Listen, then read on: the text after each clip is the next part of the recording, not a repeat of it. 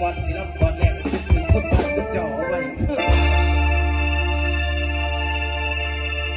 เกิดปืนนอนหัวใจเต้นทานผิดในรถเปล่าเมื่อยมาคิดออกมาตั้งบ้านแม่เดียว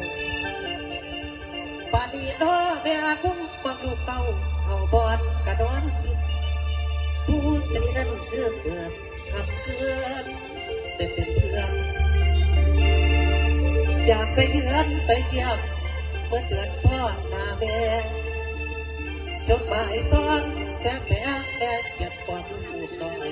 ท่านป่านทุกใจผู้ลูกหักลูกอยากได้เพิ่นสิแตนคิดน้ำบ่เพิ่นบ่ฟังท่านผู้ทุกจนน้าคือ